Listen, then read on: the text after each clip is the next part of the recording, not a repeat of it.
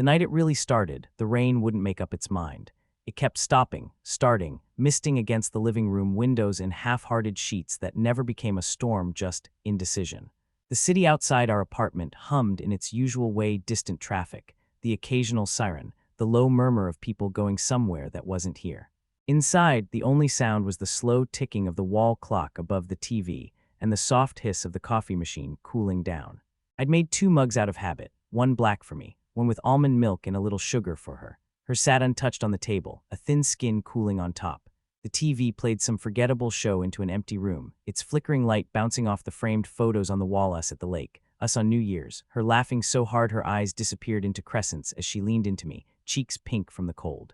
The glow painted those frozen moments across the glass, like the past trying to insist it was still real. It had been like this for weeks. No big fights, no slammed doors, just a quiet shifting, late meetings.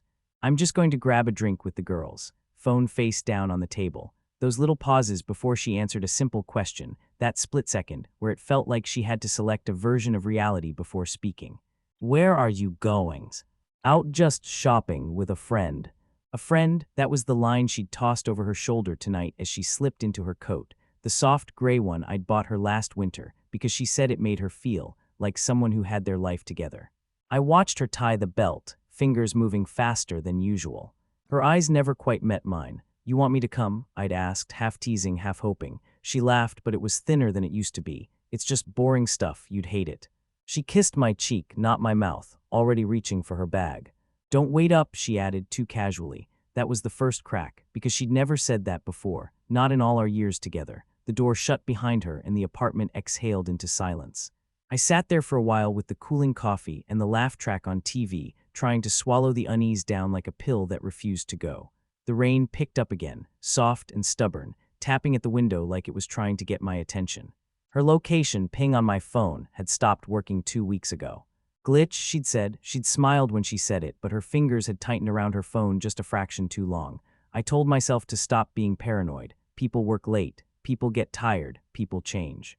It doesn't always mean disaster. But then the little things began to add up like receipts stuffed into a drawer you keep telling yourself you'll sort later. New lingerie tags in the bathroom trash with no special occasion. A second passcode on her phone for work emails. The way she started showering as soon as she got home, straight past me with a kiss on the forehead and a hot, distracted hey that never quite settled into eye contact. The silence between us had grown into something with its own weight, a third presence at the dinner table, invisible but loud. That night, I tried to ignore it. I reheated my dinner in the microwave, eating alone at the table we'd once chosen together with so much care. The chairs on either side of me felt like empty placeholders, quiet witnesses to whatever was happening that I still wouldn't name. I told myself she was at the mall. I told myself she was with a friend. I told myself a lot of things. At 9:48 p.m., my phone buzzed. It was a message from Mark. We weren't especially close, more work acquaintances than real friends, the kind of guy whose number you had because you'd once gone out for drinks after a project but never actually texted unless it was about spreadsheets or deadlines.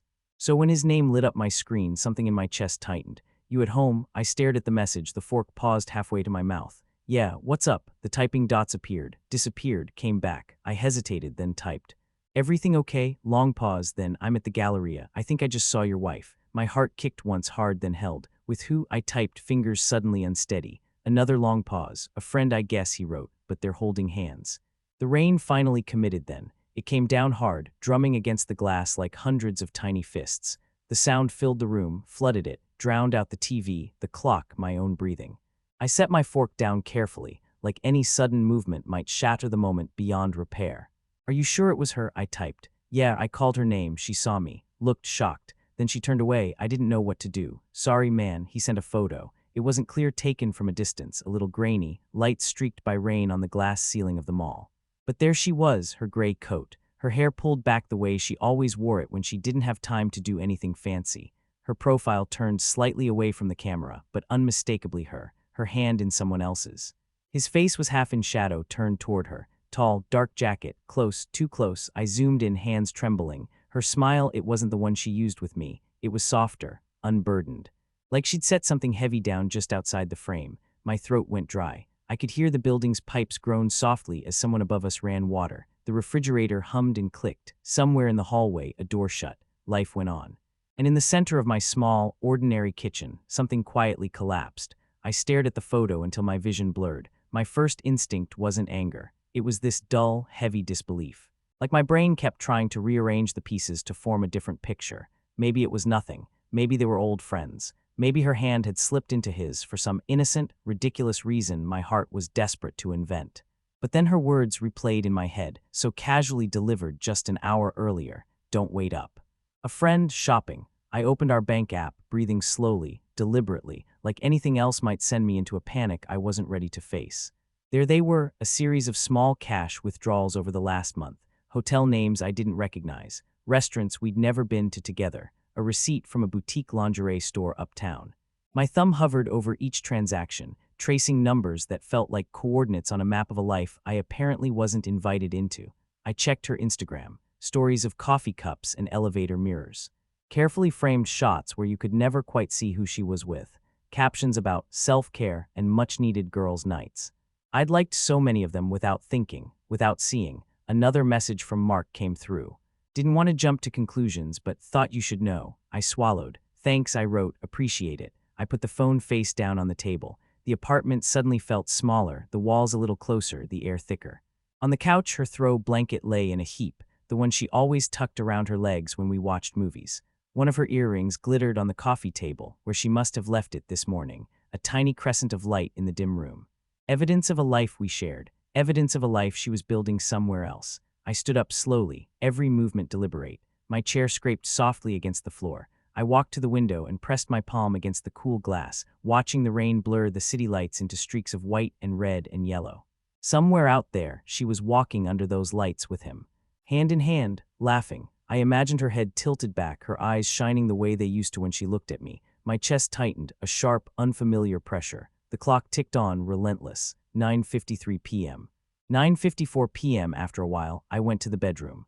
Her side of the bed was perfectly made, pillows stacked the way she liked them, her favorite book face down on the nightstand with a receipt marking the page. The soft scent of her perfume lingered in the air, mingling with laundry detergent and something warm and familiar that had always meant home. I sat on the edge of the mattress and stared at my hands. These hands that had cooked for her, held her, fixed things around the apartment, typed messages asking if she needed anything from the store. These hands that suddenly felt useless, empty. I could have called her. I could have texted. I could have confronted her with the photo, the transactions, the late nights, all the quiet shifts I'd been trying not to see. Instead, I just sat there, listening to the rain against the window and the faint buzz of the city pressing in from outside. The coffee on the table went cold. The TV show ended. Another one began. The night stretched out, thin and fragile. At 10:07 p.m., my phone buzzed again. This time it was her, on my way back. Love you. 2 words she'd been using less and less lately.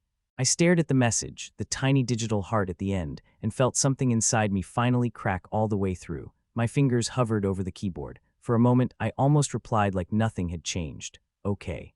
Drive safe, love you too. The muscle memory was still there, but the photo on my screen, now burned into my mind, refused to let me. Instead, I typed 3 words: we need to talk. I watched the delivered status appear beneath the message, then sit there, unanswered, as the rain softened to a light, persistent mist. In the quiet, in the dimness of our bedroom, in the space between who we had been and whatever we were about to become, I waited for those 3 words to detonate everything. And as her typing dots finally appeared and disappeared again, the front door clicked open. The sound of the lock turning was suddenly the loudest thing in the world. It echoed down the hallway, through the thin layer of quiet I'd wrapped around myself in the bedroom. My body reacted before my mind did, shoulders tensing, breath catching, palms damp. Her footsteps came next. Soft, familiar, heel toe, heel toe. I'd heard those steps 1,000 times, coming home from work, from the gym. From lunch with her sister. They hadn't sounded like this before, hesitant, staggered, like each one carried a different version of the truth and she hadn't decided which to wear yet. I stayed sitting on the edge of the bed. The light from the hallway spilled a thin line under the slightly opened door, painting a pale stripe across the hardwood floor. The rest of the room was a dim scatter of shadows and half-formed shapes, our life in low resolution. Hey, she called lightly, you awake? Her voice tried for casual, but it didn't quite make it. Something about the way it lifted at the end, like she was asking permission she'd never needed before. In here, I said. It came out quieter than I intended. She appeared in the doorway, framed by the soft yellow hallway light. Her hair was a little messy, a few strands clinging to her cheeks, like she'd been outside just long enough for the rain to touch her and then retreat. Her gray coat hung open, the belt loose, revealing a blouse I'd never seen before, something delicate and soft that didn't match the story of boring shopping. Her eyes met mine, just for a second, then skimmed away, flickering over the room like she was checking if anything had moved while she was gone. "You're sitting in the dark," she said, trying for a laugh. Her handbag strap slipped slightly off her shoulder. I noticed the faint pink mark on the skin where it had rested too long. "We need to talk," I said, the words heavy now that they were out loud. She nodded slowly, the lightness draining from her face. "Yeah," she whispered. "We do." She stepped inside and set her bag on the dresser, fingers lingering on the zipper as if it might give her a reason to delay just a few seconds more. "Where were you?" I asked. No accusation in my tone, no raised voice. Just a question hanging in the air between us. Her back stiffened. "I told you," she said, "shopping with a friend." "A friend," I repeated. She finally turned to face me fully. "Yeah." I reached for my phone on the nightstand, the screen glowing too brightly in the dim room. I pulled up the photo, held it out, the rain-blurred image of her hand in his hand, the mall lights, the little pocket of intimacy caught in pixels. She didn't take the phone, didn't need to. Her eyes landed on the screen and something inside her face dropped. It was subtle, a tiny shift around the mouth, the smallest flinch in the muscles near her eyes. But for someone who'd spent years learning her expressions, it was as loud as a siren. "Who is he?" I asked. Silence. She swallowed. And in that swallow, in the way her throat worked around it, I already knew. Not his name, not his story. But I knew this wasn't nothing. She sat down on the edge of her side of the bed, as far from me as the mattress allowed without falling off. The space between us felt like a canyon. "It's complicated," she whispered. A bitter laugh escaped me before I could stop it. "That's the one word it's not," I said. "Complicated is for taxes, for insurance forms. This is simple. You either were or you weren't." She flinched like I'd slapped her. "I didn't means." "Who is he?" I repeated, softer now. The rain outside had thinned to a fine, steady whisper, brushing gently against the windows, like it was exhausted by its own performance. She looked down at her hands, twirled her ring, slid it up her finger, then back down, like the gesture had become a nervous tick instead of a vow. "His name is Daniel," she said finally, each word careful, deliberate. "He's someone from work." Someone from work. 3 words that suddenly rewrote months of late nights and team drinks and urgent projects. "How long?" I asked. She inhaled sharply, exhaled slowly. "Please don't," she whispered. "How long?" I repeated, because if I didn't anchor myself to something concrete, I was going to float right out of my own skin. "About 3 months," she said. The clock on the nightstand ticked once, twice, 3 months. 90 days of shared secrets. 90 mornings where she'd kissed me goodbye and walked out the door to him. 90 nights where she'd returned carrying someone else's touch under her skin. "What is it?" I asked. The words surprised both of us. "What is what?" she said. "Whatever this is with him, what do you call it?" She looked up then, and for the first time that night, her eyes met mine without flinching. Her gaze was dark, full of things I knew and things I didn't. "It's an affair," she said. No euphemisms, no softening, just the word. It hung there between us, ugly and sharp, slicing through whatever fragile denial I'd been clinging to. Something in my chest shifted, like a deep, slow tectonic movement. The floor under my feet felt less stable. My hands went cold. I stared at her. At the woman I'd fallen in love with over burnt toast and lazy Sundays and shared jokes that no one else understood. At the woman I'd believed, right or wrong, would choose me even on the worst days. And now, the woman who had quietly chosen someone else, over and over again, while still coming home to me. "Why?" I asked. It came out almost childlike, not the question of a man who wanted to fight, just a person trying to understand where his world had gone. She blinked, tears gathered but didn't spill yet. "I don't know where to start," she whispered. "Maybe at the part where you decided to hold someone else's hand in a mall on a Thursday night and call it shopping with a friend," I said, the edge creeping into my voice despite how hard I was trying to stay calm. Her shoulders hunched. "I didn't plan it like this," she said. "I'm sure you didn't plan the receipts either," I said quietly, "or the hotel charges, or the sudden love for cash withdrawals." Her head snapped up. "You went through our account," she said, like that was the violation. "Our account," I repeated. "The same one paying for your dinners with him." "Yeah, I did." The first tear slipped free then, tracked a slow line down her cheek. "I'm sorry," she whispered. It sounded small, thin, like a word someone says when they bump into you on a crowded train, not when they've split your life open. I rubbed a hand over my face. The room blurred for a second. "I need you to tell me the truth," I said. "All of it, no more half versions, no more edited stories." She nodded, but her whole body trembled. It started after that big fight we had about money, she said, of course. There was always a story, always a context. I stayed late at the office, she continued. Everyone left. He ordered takeout. We talked. It felt easy. No history, no expectations. Just someone listening. Her words were soft, but every one of them landed with weight. Listened. Easy. No expectations. Things I thought I'd been giving her without needing to say them out loud. He made me feel seen, she whispered. Like I was more than just your wife. More than just bills and chores and routines. The irony of her saying that in the bedroom we'd built together, in the apartment we'd chosen street by street, wasn't lost on me. So you slept with him, I said, not a question. Her face crumpled. Yes, she breathed. I did. Silence, the word settled into my bones. It painted over every memory of the last 3 months with a new, bitter color. The nights she'd rolled away from me, the mornings she'd been extra affectionate, like guilt had pushed her back into my arms for a moment. The times she'd seemed far away, smiling at some invisible thought, some invisible someone. I kept telling myself I'd end it, she said, that it was just a phase, a mistake, that I'd stop before you ever found out. I let out a long, shaky breath. But you didn't, I said. She shook her head. No, she whispered. I didn't. The rain eased off completely outside. The city settled into a deep, late-night hum. What now, I asked. It wasn't a challenge. It was a genuine question stripped bare. I don't know, she said. I'm so sorry. I know that doesn't fix anything. I know I'm the one who broke this. I was lonely, even with you. I was scared to tell you that. And then he was there, and it felt easier to step into something new than to fix what we had. I thought of the empty dinners, the quiet spaces between conversations, the nights we'd sat side by side on the sofa scrolling through our phones instead of looking at each other, lonely together, a particular kind of cruelty. What do you feel for him? I asked. Her answer came too quickly. Confused, she said, and guilty, and something that felt like escape.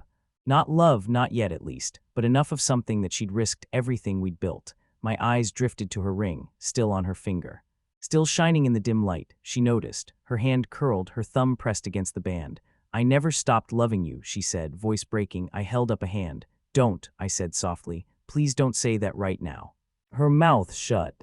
Tears streamed silently down her face, landing dark on her blouse. In another life, another version of this moment, I might have reached out, brushed them away, pulled her close, but there was a stranger in this room now, not Daniel. Not physically, but the version of her who'd shared parts of herself with him that I thought were mine. I need you to do something, I said. Anything, she whispered. I need you to call him, I said, right now on speaker. Her eyes widened. What? Why? Because I'm not going to live in this weird half-truth limbo, I said. If this is over, it needs to be over. And if it's not, I need to know that too. She stared at me like I'd asked her to cut off a limb. That's cruel, she said weakly. What's cruel, I replied, is coming home to me from his bed and kissing me like I don't notice you smell like a different cologne. The words landed between us, hot and sharp. Her shoulders shook. She reached slowly into her bag, pulled out her phone. Her thumb hovered over the screen. Rainwater from her hair had dampened the collar of her coat. A tiny droplet clung to the chain of her necklace, catching the dull light. She swallowed. Okay, she whispered. She tapped his name, put the phone on the bed between us, screen glowing up at the ceiling. The ringtone sounded too loud in the quiet room. Once, twice, 3 times. Every pulse seemed to measure out the distance between the 3 of us, even though he wasn't physically there. On the 4th ring, he answered. Hey, his voice came through, warm, intimate. You get home okay. He didn't know, not yet. It hit me then that in his version of this night, she was just his secret, his thrill, his escape, heading back to her life while he headed back to his. Parallel stories intersecting in stolen hours. Daniel, she said, voice trembling. You're on speaker. My husband is here. Silence, then a soft exhale. Oh, he said. The shape of that one syllable told me everything. He wasn't shocked she had a husband. He was shocked he'd been invited into our reality.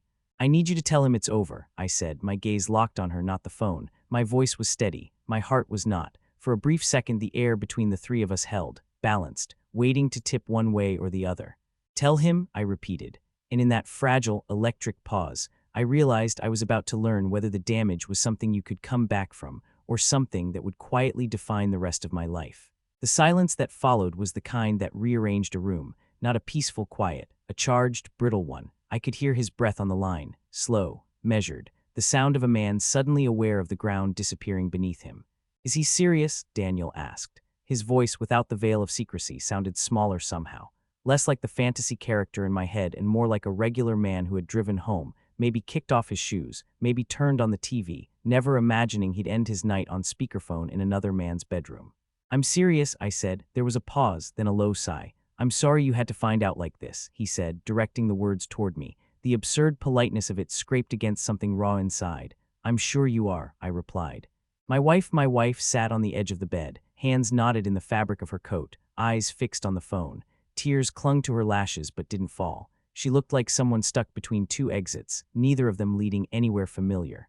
"Tell him," I reminded her, gently this time. She inhaled shakily. "Daniel," she said, it's over." The words were soft, but they vibrated through the room. Another pause. I pictured him in some apartment across town, standing in his kitchen or leaning against his bedroom wall, staring at the ceiling.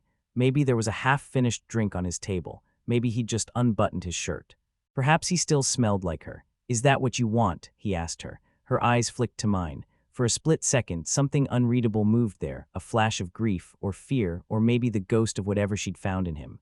She looked back at the phone. "It doesn't matter what I want," she whispered. "It's what I've done." "That's not an answer," he said quietly. He wasn't wrong. The rain had stopped outside. In the absence of it, the city's sound sharpened. A car passing, someone calling out on the street, the distant bark of a dog. "We're not discussing this with him on the line," I said, my voice still calm but firmer now. "You had months of private conversations. This one is mine." His tone changed then, just slightly, less casual, more human. "Look," he said, "I care about her. I'm not going to pretend I don't, but I'm not here to blow up your life. If she's ending this, I'll respect it." It was strange hearing respect from the man who'd been in my place in the shadows. "How noble," I said under my breath. He heard. "I get that you're angry," he replied. "You have every right. But don't make her pick sides on a phone call. That's cruel for all of us." The word cruel again, thrown around like a ball, as if the act of ripping a hole through a marriage could be smoothed by good manners. "I'm not making her do anything," I said. "I'm just asking for clarity, something neither of you has been big on lately." My wife shut her eyes, her shoulders rounded, like each word weighed more than she could carry.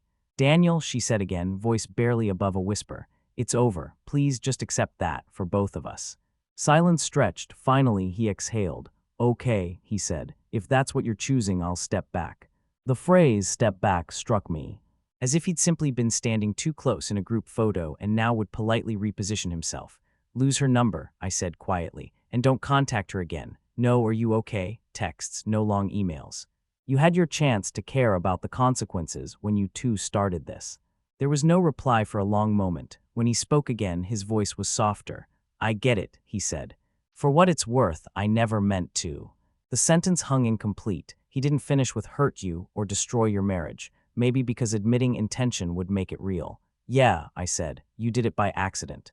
"Got it." The bitterness in my tone surprised me, not that it existed, just that it finally slipped through. "I'm hanging up now," my wife said suddenly. "Goodbye, Daniel." The goodbye sounded like it wasn't just for him. "Take care of yourself," he said quietly. And then the line went dead. She stared at the phone until the screen dimmed and the room sank into deeper shadow. The hum of the bedside lamp, the faint whir of the heater, the low city noise outside, all of it swirled together into a dull backdrop behind the thundering pulse in my ears. For a long time, neither of us spoke. She was the one who broke the silence. "You didn't raise your voice," she said softly, "not once." It was a strange observation, but also somehow exactly in character. "I don't have energy for rage," I said. "I'm too tired." She nodded. "I get that," she whispered. I stood up, suddenly needing movement. The room felt too small, the air too thick. I walked into the living room, the floor cool under my bare feet. The overhead light was off. Only the faint blue glow of the city filtered through the thin curtains, outlining the shapes of our furniture, the sofa where we'd fallen asleep watching movies, the coffee table with faint water rings, the chair she liked to curl up in with a book. All of it looked slightly unreal, like a set waiting for actors to step back in and rehearse a scene. She followed me slower, leaning against the doorway, wrapping her arms around herself as if she were cold. "You're not saying anything," she murmured. "I've said a lot," I replied. "Just because I'm not shouting doesn't mean there's nothing left."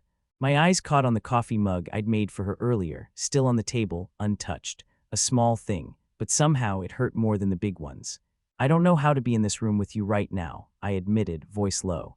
"Everything feels different, like all the air has shifted sideways."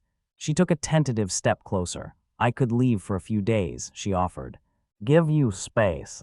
The idea landed in my chest with a dull thud. The part of me still tethered to our old life recoiled at the thought of waking up in this apartment without her. The other part, the one trying to stand upright in the middle of the wreckage, knew space was the only thing that might keep me from breaking apart completely. Where would you go? I asked. My sister's, she said. Or a hotel. The word hotel twisted in the air. We both felt it. I don't want you in another hotel, I said quietly. She flinched, then nodded. I'll go to my sister's, she whispered. The silence that followed was full of years. Christmases, birthdays, routine Tuesday nights, Sunday mornings, all the small, unremarkable moments that had built a life we'd assumed would keep going. Why didn't you tell me you were lonely? I asked. The question was simple. It was also everything, she exhaled. When you love someone, she said slowly, and you feel yourself slipping away from the version of yourself they fell in love with, it's hard to say I'm not okay without feeling like you're failing at being that person. She stared at the floor. I told myself I'd fix it quietly, she continued, that I'd figure out what was broken in me and just bring back the better version to you like nothing happened. So instead of being honest, I said, you found someone else to be your in-between. She winced. Yes, she whispered, that's exactly what I did. The honesty hurt more than any of the half answers would have, because it meant she wasn't just lost. She'd made mapless decisions and called it survival. I walked to the window. The city lights blinked back red, yellow, white, reflected faintly in the glass. An empty chair from our dining table sat pushed slightly away, like someone had just stood up and walked out mid-conversation. Do you want to fix this? I asked quietly, not turning around. It felt like such a small question for something so huge, but it was the only one that mattered in that moment. Yes, she said immediately, too immediately. I turned. Think about it, I said. Really think, not about being caught, not about guilt, not about what you're supposed to say. Think about waking up next to me 5 years from now. Think about all the work it would take. The trust that might never feel the same. The way this will always be a crack in the foundation. Do you still want to fix it? She closed her eyes, her hands shook. I want that, she whispered. The most honest thing she'd said all night. Want, desire at one remove. You know how that sounds, right? I asked, not cruelly. She nodded, tears finally falling freely now. I'm so sorry, she said again, voice breaking. I know that doesn't help. I don't know who I am right now. I don't know how I got here. You know exactly how you got here, I said quietly. Step by step, decision by decision, lie by lie, but I get what you mean. You don't recognize yourself. I don't either. We stood there facing each other across the dim room, two people who had shared a bed, a bank account, a life, and now occupied entirely different worlds in the same space. She took another step closer. Can I hug you? She asked. The question hit me in a place I hadn't prepared for. Hugs used to be automatic, unthinking. Now they required consent. I thought about saying no. About protecting whatever fragile boundary had popped into existence the moment I saw that photo. But I also thought about the last time we'd touched without one of us pulling away first. I couldn't remember. Okay, I said finally. She stepped into me slowly. Her arms went around my waist. Her cheek pressed against my chest. Her scent enveloped me, perfume, rain, something warm and familiar. My own arms hovered for a second, unsure. Then muscle memory took over. I wrapped them around her. We stood there, holding each other in the half-dark, surrounded by the quiet artifacts of our life. It should have felt like comfort. It didn't. It felt like visiting an old house you grew up in after someone else had moved in, everything just slightly out of place. She sobbed quietly, the sound muffled against my shirt. I never wanted to hurt you, she whispered. I rested my chin lightly on top of her head, staring over her shoulder at the reflection of us in the window, two blurred figures in a dim room, framed by city light. That's the problem, I said softly. You wanted to feel good and not hurt anyone. You tried to do both. That's how we got here. Her grip tightened. I'll do anything, she said, desperation creeping into her voice. Therapy. Cutting him off completely. Transparency. Passwords, whatever you need. The list sounded like a script she'd read somewhere. Steps for healing after infidelity. I'd probably end up reading those same lists in a few days, at 3 a.m., under the cold light of my phone. Right now, though, those promises felt hypothetical. Like making a budget when you haven't decided if you're staying in the same city. I don't know what I need yet, I admitted. I just know I can't unknow what I know. We stayed like that for a long moment. Her breathing slowed. My heartbeat, which had been pounding since that first message from Mark, began to settle into something more bearable. Not normal, just less frantic. Eventually, she pulled back. Her eyes were red, cheeks damp, mascara smudged. A version of her I'd seen after sad movies, stressful days, funerals, not after nights with another man. "I'll pack a bag," she said, voice hoarse. "Just for a few days. You can think, feel whatever you need to feel." I won't ask you for answers yet." She turned and walked toward the bedroom. Her footsteps sounded different this time, less sure, less hers. I watched her disappear down the hall. The empty living room expanded in her absence, the quiet swallowing the space she'd occupied. The lamp cast a soft pool of light over the empty sofa. On the wall, our photos looked back, suspended in a version of us that no longer existed. I moved slowly to one of the frames, us 3 summers ago, standing on a pier at sunset, her hand on my chest, my arm around her shoulders, both of us laughing at something long since forgotten. I traced the outline of our faces with my eyes, 2 people who had no idea what was coming. Behind me, I heard the bedroom closet door slide open, the faint rustle of hangers, the soft thud of a suitcase pulled from under the bed. It was such an ordinary sound, the kind people make before business trips, vacations, visits to family. Now, it was the sound of my marriage stepping into a different shape. I stayed where I was, staring at that photo, listening to the small domestic noises of someone carefully dismantling their presence from a shared space. Zippers, drawers, the closet door sliding shut again. After a while, she returned to the hallway. Her suitcase rolled softly behind her, wheels whispering against the floor. She wore a simple sweatshirt, now jeans. Her makeup was washed off, her face bare, vulnerable. "You want me to text you when I get there?" she asked. "Yeah," I said, "please." She nodded. We stood by the door, the same door she'd stepped through hours earlier with a casual, "Don't wait up," having no idea that this was how she'd be leaving. Or maybe she had some idea. Maybe there's always a part of you that knows when you've pushed your luck too far. Her hand hovered near the doorknob. She looked up at me. "I know I'm the one who broke this," she said. "Whatever you decide, I'll live with it." The idea that our entire future together now hinged on what I would or wouldn't decide was almost absurd. Like handing someone the steering wheel after you'd already driven the car into a wall.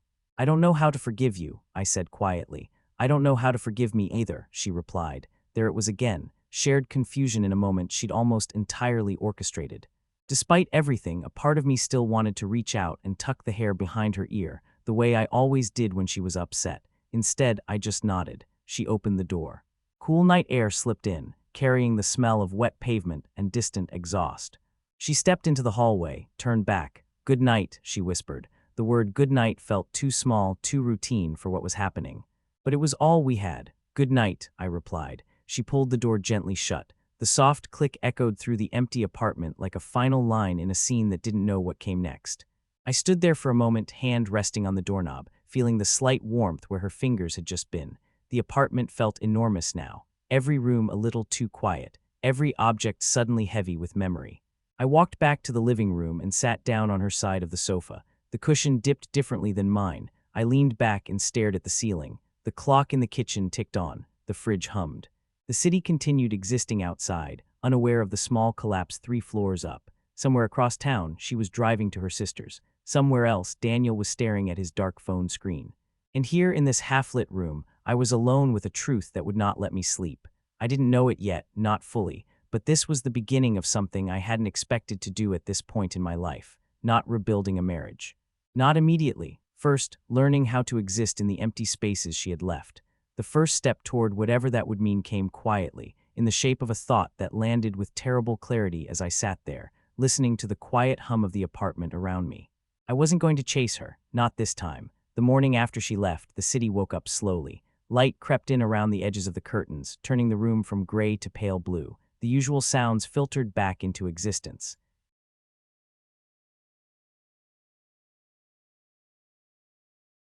A neighbor's shower running through the shared pipes, a car horn, the distant hiss of the bus brakes at the corner.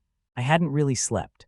I drifted in and out of shallow dozes on the sofa, the TV flickering silently across the room in a loop of late-night infomercials and muted talk shows. Every time I closed my eyes, the grainy mall photo flashed behind them, her hand in his, the blurred lights above them, the look on her face that I'd never been on the receiving end of in quite that way. My phone buzzed at 1:13 a.m. "Made it to my sister's. I'll give you space. I'm so sorry." I stared at the message. I typed nothing back. There was nothing I could say that didn't feel like it would either open a door I wasn't ready to walk through or slam one shut I wasn't ready to lock. So I did nothing. In the soft light of morning, the apartment felt different. Not haunted. Not yet. Just altered. Her shoes were still by the door, the pair she wore to work, lined up neatly next to mine. Her mug still on the table from the night before. A cardigan draped over the back of the chair, sleeves hanging empty. I moved through the rooms slowly. The kitchen, the bathroom with her bottle of perfume on the counter, the scent faint in the air. The bedroom, where her side of the closet had emptied just enough to leave gaps between hangers, but not enough to look abandoned. It looked like she'd gone on a short trip. Like she'd text later asking if I could water the plant in the corner, or send her a photo of some sweater she'd forgotten. Normal absences lie. This wasn't normal. I opened the curtains. Morning light spilled in soft, cool, honest. It didn't care what had happened last night, didn't dim itself out of respect for my collapse. It just did what it always did, revealed what was already there. Dust on the coffee table. Crumbs on the kitchen counter. A faint coffee ring where her mug had sat untouched. And me, still here, still breathing, still unsure what to do with any of it. I made coffee out of muscle memory, one mug this time. The empty space next to the machine, where her mug usually waited, looked larger than it should, as if the absence of ceramic had a shape. I sat at the table and wrapped my hands around the warmth, letting the heat sink into my cold fingers. The rain had stopped sometime during the night, but the world outside still wore its residue-wet streets, glistening leaves, the clean, cooled air that always followed a storm. It felt like the universe had taken a long, shuddering breath and exhaled. I picked up my phone and opened a blank note. For a long time, I just stared at the blinking cursor. Then slowly the words began to come, not to her, to myself. She cheated. It was an affair, not a mistake. I am allowed to be hurt. I am allowed to be angry, even if I'm not shouting. I don't have to decide everything today. Simple sentences, anchors more than statements. I read them over and over until they started to feel less like something happening to someone else and more like the reality of my own life. The next days blurred, sleepless nights, work emails I half read, half answered, friends texting to ask if everything was okay because I'd been quiet lately. Her name lighting up my screen, then dimming again when I didn't answer. She sent messages, not constant, but regular. I'm thinking of you. I'm so sorry. Can we talk? I didn't respond at first, not because I wanted to punish her, because every time I thought of replying, my chest tightened and my fingers froze. It took 3 days before I agreed to see her. We chose a neutral place, not our apartment, not her sister's, a small cafe a few blocks from home, the kind with big windows and simple wooden chairs. The morning light pooled across the floor, catching the steam rising from other people's cups. The rain had stayed away for once. The sky outside was a flat, pale. She arrived early. I could tell because when I walked in, she was already at a corner table, hands wrapped around a mug, staring out at the street like it might provide a better answer than anything inside. When she saw me, she stood. Her hair was pulled back. No makeup or very little. An old sweater I recognized. She looked like the version of her from our first year together, before promotions and long hours, and the slow accumulation of unspoken resentments had layered over everything.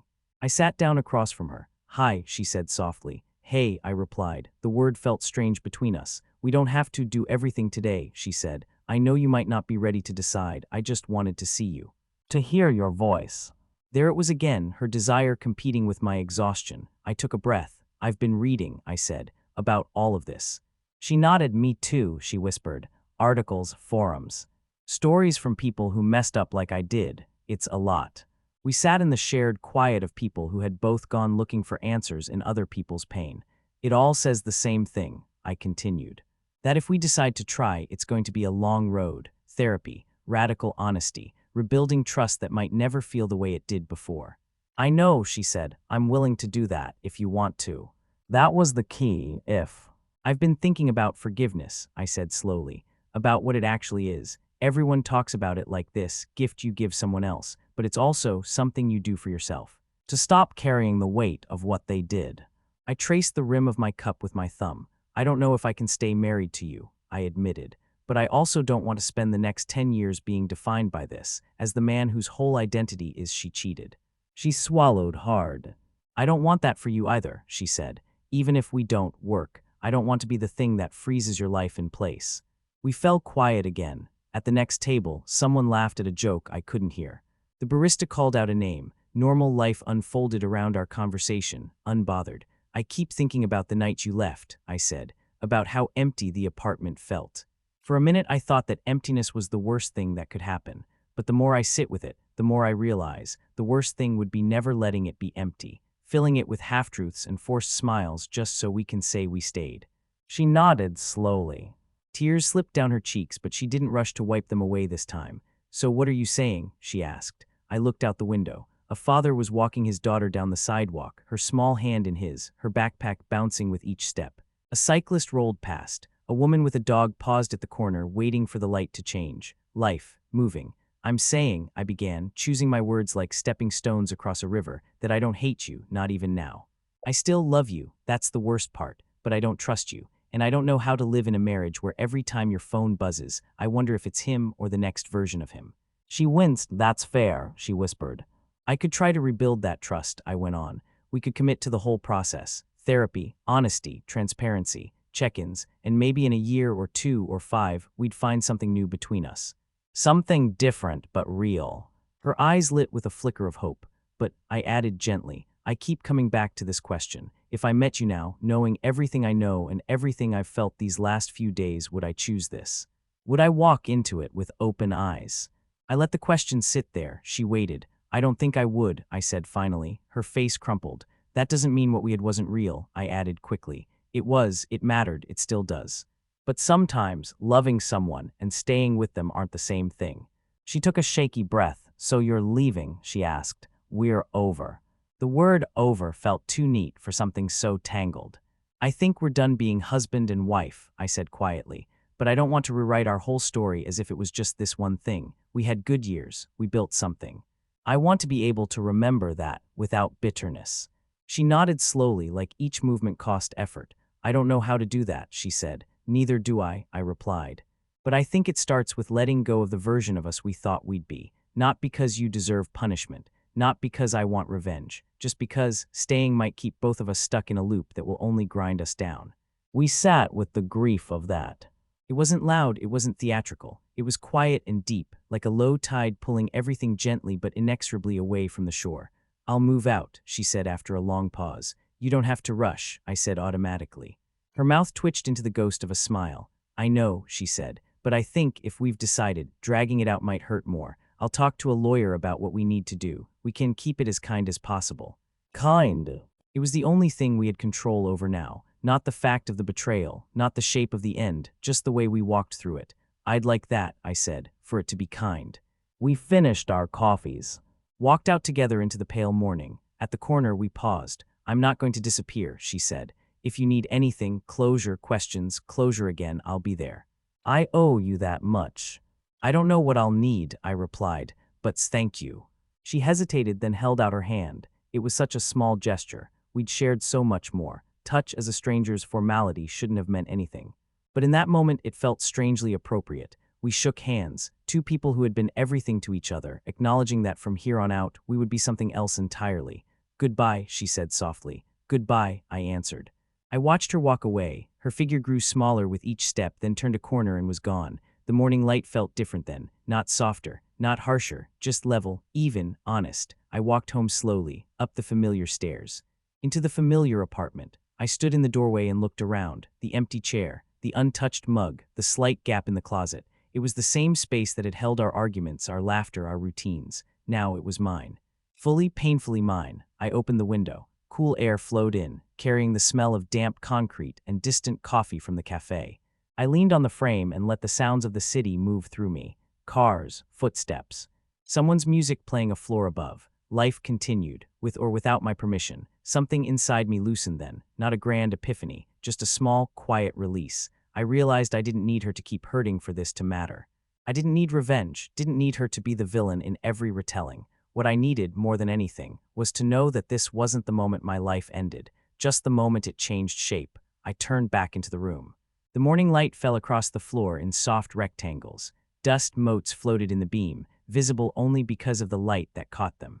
I took a deep breath, picked up her untouched mug from the table, washed it, dried it. Set it in the cabinet, a small act, a quiet one. But for the first time since that photo lit up my phone, the movement felt like it belonged to a future that wasn't just about what she had done. The story of us would always have that night in the mall, those receipts, that phone call on speaker, but my story, mine alone, didn't have to end there. In the gentle brightness of that ordinary morning, in a half-empty apartment, with the hum of the city in the background and the ghosts of our life still settling, I let the idea take root. I could forgive her one day, not so we could get back together, but so I could walk forward without dragging the weight of this betrayal behind me forever. It wouldn't be today, maybe not this year, maybe not next. But the possibility was there, faint and fragile and new. For now, it was enough to stand in the quiet, feel the light on my face, and know that even in the aftermath of everything, the day was still beginning. And so, somehow was I.